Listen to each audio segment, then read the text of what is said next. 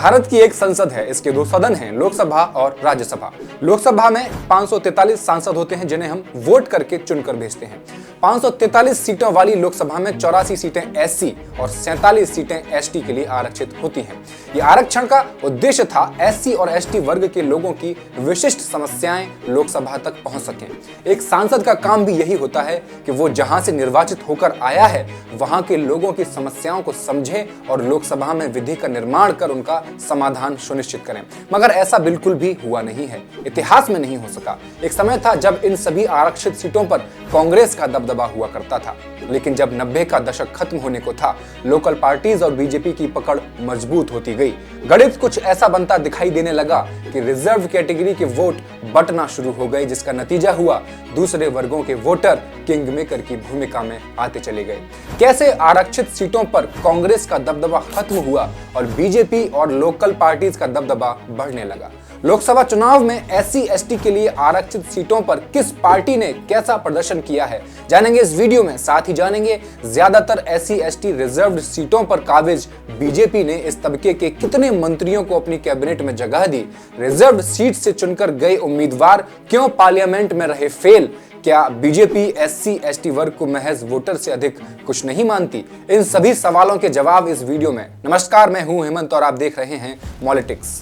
संसद और विधानसभाओं में आरक्षित सीटों की वजह से चुनकर आने वाले लगभग 1200 नेताओं ने अपने समुदाय को लगातार निराश किया है। दलित और आदिवासी हितों के सवाल उठाने में ये नेता बेहद निकम्मे साबित हुए हैं। भारतीय राजनीति में दलितों पिछड़ों की राजनीति के आंकड़े बहुत मायने रखते हैं और कई जगहों पर किंग मेकर की भूमिका में भी रहते हैं। 2019 आम चुनावों में 131 में से 77 आरक्षित सीटें जीतकर बीजेपी सबसे आगे रही। इनमें 46 सीटें एससी की और 31 सीटें एसटी की थी।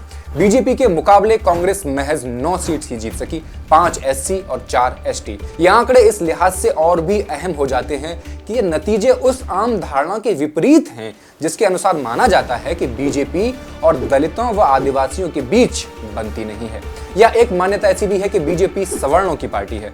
ध्यान देने वाली बात यह है कि 4 राज्यों मध्य प्रदेश, कर्नाटक, गुजरात और राजस्थान में सभी आरक्षित सीटें बीजेपी ने जीती हैं।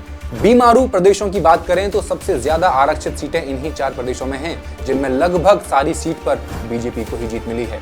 ये बीमारू 4 प्रदेश हैं बिहार, मध्य प्रदेश, राजस्थान और उत्तर प्रदेश। और कमाल की बात यह है कि इन्हीं आरक्षित कॉन्स्टिट्यूएंसी से चुनकर आए सांसदों ने कभी एससी एसटी के लिए आवाज बुलंद नहीं की। सबसे अधिक 17 एससी सीटों वाले उत्तर प्रदेश में 14 पर बीजेपी ने जीत दर्ज की थी। 2014 के लोकसभा चुनाव की तुलना में 2019 लोकसभा चुनावों में बीजेपी की सीटें 282 से बढ़कर 303 हुई। दिलचस्प बात यह है कि बढ़ी हुई इन 21 लोकसभा सीटों में से लगभग आधी या 10 सीटें ऐसी थीं जो एससी एसटी के लिए आरक्षित थीं। आंकड़े यही कहते हैं, भारतीय जनता पार्टी का जनाधार दलितों और आदिवासियों के बीच बढ़ा है। लेकिन गौर करने वाली बात यह है, इन आरक्षित सीटों से चुनकर संसद गए उम्मीदवार लोकसभा में अपने समाज का प्रतिनिधित्व करने में बुरी तरह फेल हुए।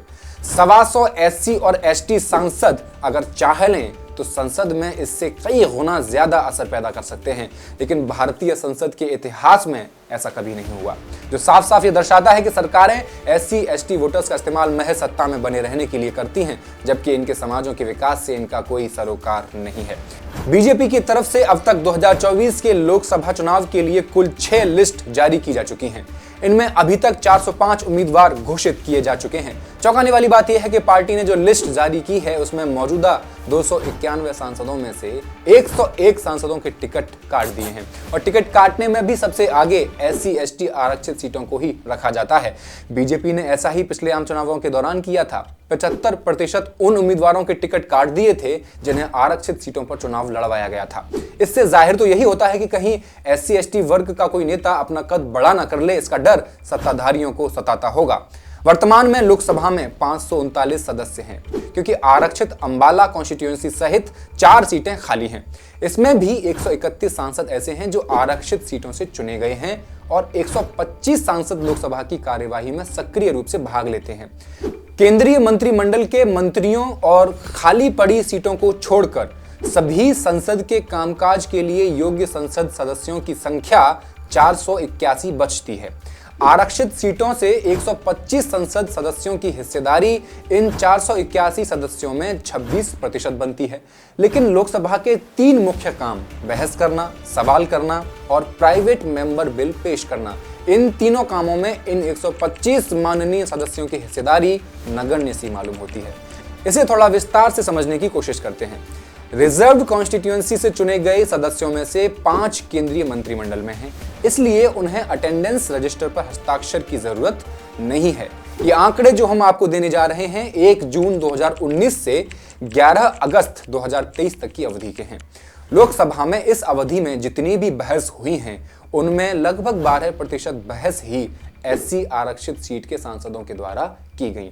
वहीं एसटी आरक्षित सांसदों ने और भी कम, बस 5% बहसों में हिस्सा लिया।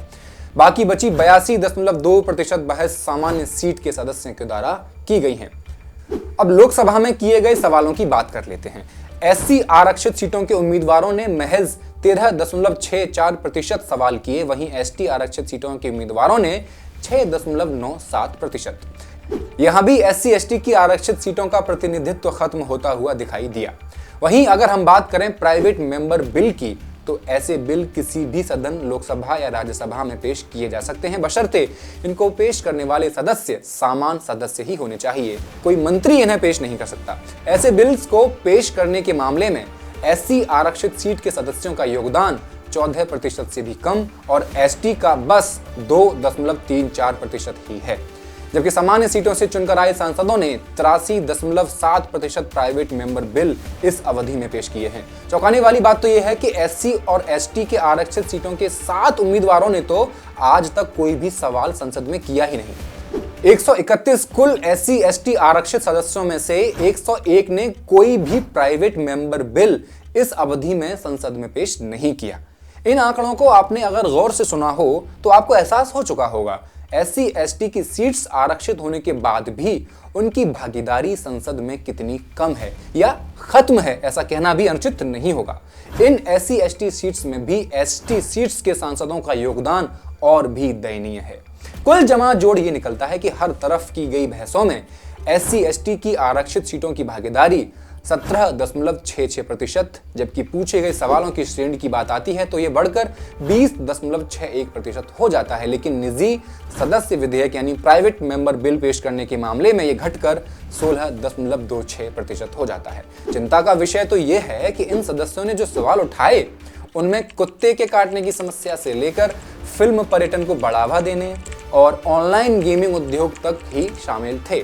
वास्तव में उनके द्वारा उठाए गए 10 नए सवालों में से एक भी विशेष रूप से एससी और एसटी के लोगों की चिंताओं से संबंधित नहीं है। आरक्षित सीटें समाज के वंचित वर्गों की विशिष्ट चिंताओं का प्रतिनिधित्व करने का एक अवसर है। जो कुछ गिने चुने सांसद सवाल करते भी हैं, उनके सवालों में एससी एसटी के मुद्दे गायब होते हैं।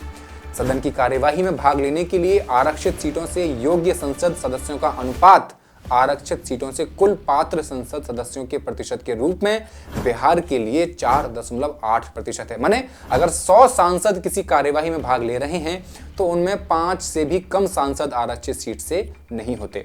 यही अनुपात मध्य प्रदेश के लिए 7.2 है, राजस्थान के लिए 4.8% और उत्तर प्रदेश के लिए 13.6% है। हमने जानने की कोशिश की ऐसा क्यों है। दरअसल संविधान की व्याख्या के मुताबिक एससी एसटी के लिए सीटें आरक्षित तो हैं, लेकिन जाहिर है वोटर तमाम वर्ग के ही लोग होते होंगे। किसी भी आरक्षित लोकसभा सीट पर अगर मान लें कि 20% एससी के वोटर हैं तो 80% वोटर अन्य समूहों के हैं। एससी के किसी नेता का सांसद चुना जाना इस बात से तय नहीं होगा कि एससी के कितने लोगों ने उसे वोट दिया है। एसटी की कुछ सीटों को छोड़ दें जहां एसटी वोटर 50% से ज्यादा है, तो ज्यादातर आरक्षित सीटों की यही कहानी है। चुनाव वह जाएगा जो आरक्षित समूह से बाहर के ज्यादातर वोट हासिल कर पाने में कामयाब रहेगा।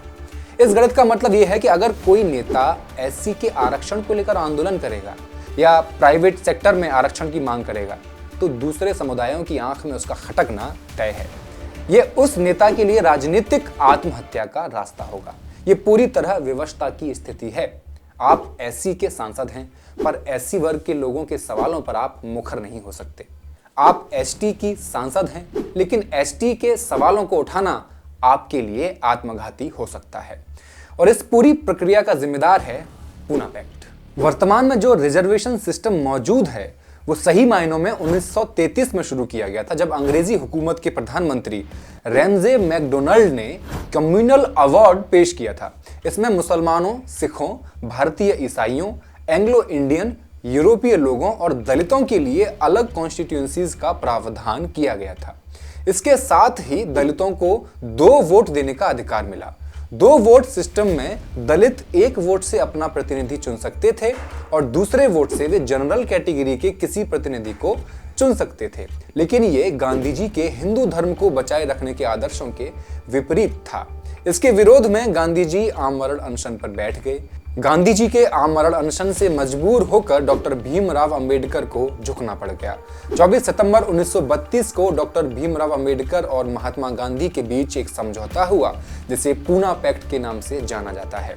उस समझौते से दलितों के लिए अलग कॉन्स्टिट्यूएंसीज और 2 वोट के अधिकार को खत्म कर दिया गया। उसके बदले में प्रांतीय विधानमंडलों में दलितों की आरक्षित सीटों की संख्या बढ़ा दी गई। पूना पैक्ट को दलितों के खिलाफ बताया जाता है।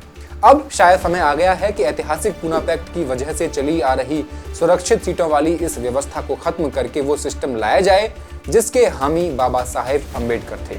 बाबा साहब चाहते थे कि सेपरेट इलेक्टोरेट, यानी सिर्फ दलित और आदिवासी वोटर ही अपने प्रतिनिधि चुने। अब सब देख रहे हैं कि पूना पैक्ट की दुर्बल संतानें यानी SC और ST सीटों पर चुने गए जनप्रतिनिधि किस तरह बेअसर साबित हुए हैं। आपकी इस पूरे प्रकरण पर क्या राय है, हमें कमेंट सेक्शन में जरूर लिखें। शुक्रिया।